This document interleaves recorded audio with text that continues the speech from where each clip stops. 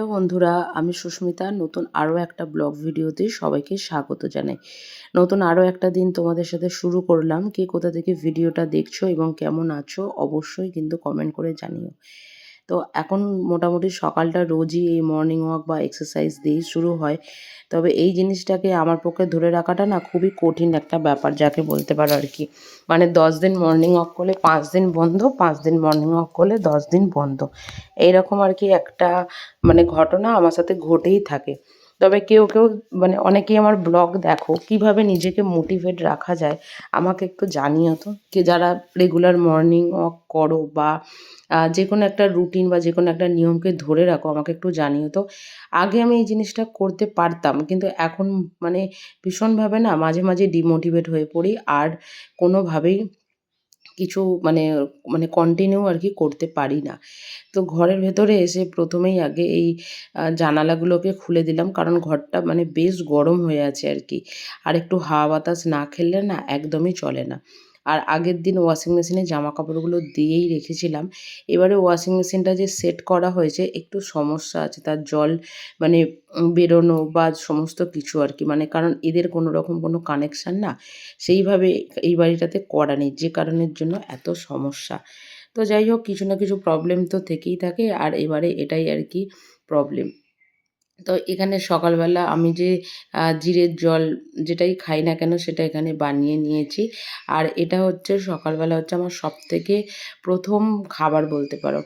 আর এদিকে এই যে করে নিচ্ছি হচ্ছে ওই ভার্মিসেলিটা আর কি। আর ওটাকে একটুখানি অল্প এক মানে জাস্ট সামান্য সেদ্ধ করে নিলেই না একদম হয়ে যায়, যেটাকে বলতে পারো।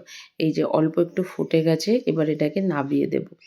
আর আমার বাসনপত্র গুছোনোর যে ভিডিওটা তোমাদেরকে আগের দিনকে বলছিলাম, সেগুলো তো আর মোটামুটি তোমাদের সাথে শেয়ার করাও হয় না, যেহেতু নিচের দিকে হয়ে গেছে বলে।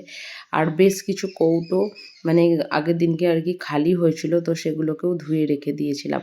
আর প্রথম দিন বাড়িতে এসে অনেক জলের বোতলও বেরিয়েছিল, সেগুলোকে সারা রাত ওই ধুয়ে উপর করে রেখেছিলাম, তুলে রেখেছি। বাড়িতে লোকজন এলে তখন আরও কয়েকটা জলের বোতল আর কি বার করি। তা না হলে অত জলের বোতল বার করেও কোনো রকম কোনো লাভ হয় না আর কি। তো যাই হোক, এদিকে বাসন রাখার ঝুড়িটা আর কি গুছোনো হলো, আর এদিকে এবার ওই কোনটাতে ছুরি, কোনটাতে কাঁচি, কোনটাতে চামচ, কোনটাতে হাতা, কোনটাতে খুন্তি, যা কিছু রাখার আর কি সমস্ত কিছুই ওইদিকে রেখে দিলাম। আর বাড়িতে বলেছিলাম না প্রচুর টমেটো হয়েছে, এবার এই আজকে দেখছি প্রচুর পরিমাণে টমেটো হয়েছে। কিন্তু এত টমেটো তুলেই বা মানে কী করবো আর কি। তো ওই তুলছি, আমাদের ওপরে যারা থাকে ওদেরকে কিছু দেবো, আর বড়মশাইয়ের অফিসে ও কিছু নিয়ে যাবে, আর আমরা কিছু রাখবো আর কি। তবে একটা কিন্তু ভালো, বাড়ি থেকে এবারে আমার দাদু আর কি জমি থেকে কিছু এনে দিয়েছিল। আর এখানে এসে থেকে এখনো পর্যন্ত ১ মাস হতে চললো, টমেটম কিন্তু আমরা এখনো পর্যন্ত বাজার থেকে কিনিনি। এই যে ঝুড়িটা দেখছেন, এসে থেকে এই ঝুড়িটার মোটামুটি ৬-৭ ঝুড়ি টমেটম আমি এই গাছগুলো থেকে তুলেই ফেলেছি আর কি। তো যাই হোক, এদিকে কাঁচা তো হয়ে গেছে।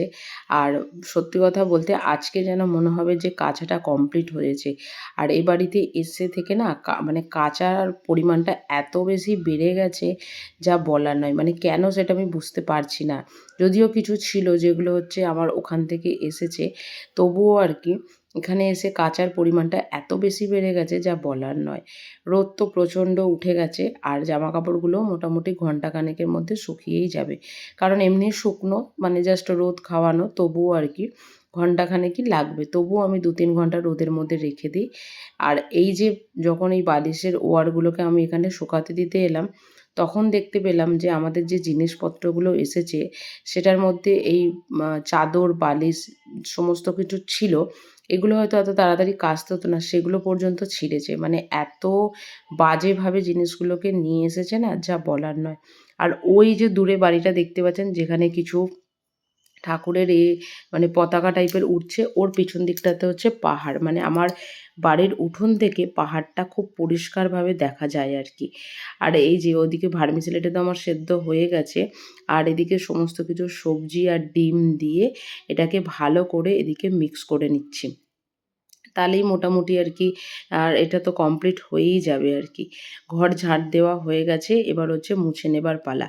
এই কাজটাকে আমি খুব ভালোবেসে করি। মানে অনেকের খুব বিরক্ত লাগে, কিন্তু আমার এই ঘর ঝাঁট দেওয়া বলো বা ঘর মোছা বলো, এই জিনিসটাকে আমি ভীষণ ভালোভাবে মানে ভালোবেসে করি বলতে পারো।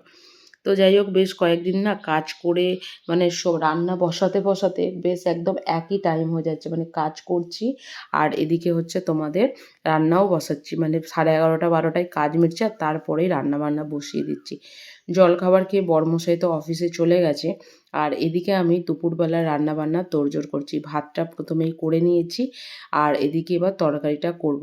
কি ফ্রিজের লাস্ট কিছু মাছ ছিল, ছোট চিংড়ি আর গলদা চিংড়ি দুটো ছিল, তো সেটা দিয়ে আজকে একটা তরকারি করব। আর লাউ দিয়ে পেঁয়াজ দিয়ে মুসুর ডাল করব। কি বলো তো, ভাতটা মানে আমি অন্যদিন একটু দেরি করেই রান্নাটা চাপাই, কিন্তু কারেন্টের এখানে এত বেশি সমস্যা। কারেন্ট মানে যখন তখন চলে যেতে পারে। তো এখন যেহেতু গরমকাল, অতটা গরম খাবার মতনও কিছু হয়নি, তো যে কারণে অন্যান্য কাজগুলো করতে করতে এদিকে আমি ভাতটা করে নিয়েছি। তাহলে তো আমার ইন্ডাকশানটা ফাঁকাই রয়ে গেল। এইবার মানে মনের আনন্দে তরকারিটাও আর কি করে নিতে পারবো। তো যে কারণের জন্য মুসুর ডালটাও ওদিকে সেদ্ধ হয়ে গেছে। এই যে এবার ওই যে পেঁয়াজটা ভাজতে দিয়েছিলাম, এর মধ্যে লাউ আর মুসুর ডালটা দিয়ে দিলাম। তবে এই লাউ দিয়ে মুসুর ডাল আমি এত বছরে প্রথমবার করলাম। তবে সত্যি কথা বলতে খেতে কিন্তু ভীষণ ভালোই হয়েছে। আমার কোনো সবজিতেই কোনো অ্যালার্জি নেই। তবে এই ডাল বা মানে মিষ্টি ছাড়া যে কোনো জিনিসে আমার কোনো রকম কোনো অ্যালার্জি নেই বললেই চলে। তো এদিকে ডাল ভাত দুটোই কমপ্লিট হয়ে গেছে।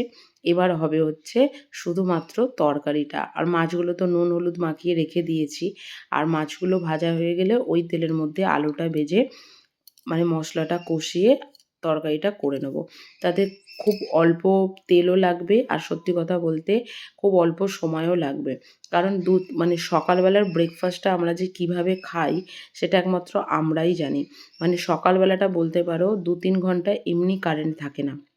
আর সেটা আমাদের জন্য একটা ভীষণ অসুবিধা, যে কারণের জন্য মাঝে মাঝে আমাদেরকে ছাতুও খেতে হয়। মাঝে মাঝে আগের দিনকার কোনো কিছু থাকলে তখন সেটা দিয়ে কাজ চালাতে হয়। এই রকম একটা বাজে পরিস্থিতি যাই হোক চলছে। এতদিন তো গ্যাসের কোনো রকম মানে সিলিন্ডারের কোনো রকম কোনো প্রবলেম আমরা এখানে ফেস করিনি। তবে এবারে করতে হচ্ছে। যাই হোক, যখন সমস্ত কিছু ঠিক হবে আর কি, তখন আশা করাই যায় যে আমাদেরও এই সমস্যাটার সমাধান হয়েই যাবে। তো এই পেঁয়াজ, তারপরে আলু, টমেটো সমস্ত কিছু দিকে ভেজে নিয়ে মশলাটা কষিয়ে নিয়ে আগে থেকে ভেজে রাখা চিংড়ি মাছটা দিয়ে আরও একটু মশলাটাকে কষিয়ে নেব। আমি যখন প্রথমবার বিয়ে হয়ে এসেছিলাম, রান্না করতে আমার ভীষণ ভালো লাগে। তবে এই যে আদা রসুন দিয়ে মশলা কষানোর ব্যাপারটা, এটা আমাকে বরমশাই বলেছিল যে, যে কোনো তরকারি করো না কেন সেটা হচ্ছে মশলাটা যদি একটু ভালোভাবে কষানো যায়, তবে দেখবে সেই রান্নার টেস্টই একটু অন্যরকম হয়ে যায়। তো যাই হোক, সেই থেকে ওর কথা শুনে আমার এই কাজটা করা, সেই কারণের জন্য তরকারিগুলো খেতেও ভীষণ ভালো লাগে আর কি। তো এদিকে এই যে বরমশাই তো খেতে চলে এসেছে, এদিকে খাবার বেড়ে নিচ্ছি। লাউ দিয়ে মুসুর ডাল, ভাত, তার সাথে একটু স্যালাড কেটেছি, একটু টক দই আছে অল্প করে, আর তার সাথে চিংড়ি মাছ দিয়ে আলু দিয়ে তরকারি। তো খাওয়া দাওয়া সেরে এবার হচ্ছে রান্নাঘর পরিষ্কার করার পালা। রান্নাঘরটা যখন পরিষ্কার করতে আসি, যতটুকু রান্না করেছি মানে এই স্ল্যাবটার ওপরটা, ততটুকু পরিষ্কার করলেই চলে। কিন্তু আমার যেন মনে হয় যে রান্নাঘরের দেওয়ালগুলো যদি একটু পরিষ্কার পরিচ্ছন্ন করে নিই, তাহলে খুব ভালো হয়। আর রেগুলার এই ভিম জেল অল্প করে একটুখানি করে দিই, আর সেটা দিয়েই বলতে পারো পুরোপুরিভাবে ক্লিন করি। আর একদম এই মানে টাইলসগুলো থেকে আরম্ভ করে সমস্ত কিছু একদম ঝকঝক করে। আর ওই যে কোণাটা দেখছেন, ওই কোণাটা না আমার খুব কম কাজে লাগে। ওখান থেকে হয়তো একটু কাজু, একটু কিশমিশ, একটু সাদা সর্ষে খুব অল্প পরিমাণ নিই। তবুও আমি ওই কোণাটাও ভীষণভাবে পরিষ্কার রাখার চেষ্টা করি, যাতে মাকড়সা বা ঝুল কোনো রকম কোনো পিঁপড়ে কোনো কিছু যাতে না হয় আর কি। পরিষ্কার পরিচ্ছন্ন নিজেরা যত থাকবেন মনটাও ততই ভালো থাকবে আর কি। আর কাজ করার এনার্জিটাও পাওয়া যাবে। এই যে আমার বাসন-কোসন সমস্ত কিছু মাজা হয়ে গেছে। এবার এগুলোকে ধুয়ে উপুড় করে দিচ্ছি আর রান্নাঘরও কমপ্লিট। তো চলো, আজকের ব্লগটা এখানেই শেষ করছি। যদি কিছু ভালো লেগে থাকে একটা লাইক করো, শেয়ার করো, চ্যানেলটি সাবস্ক্রাইব করে পাশে থেকো। দেখা হবে নতুন আরও একটা ব্লগ ভিডিওতে, নতুন আরও একটা দিনের সঙ্গে। টাটা।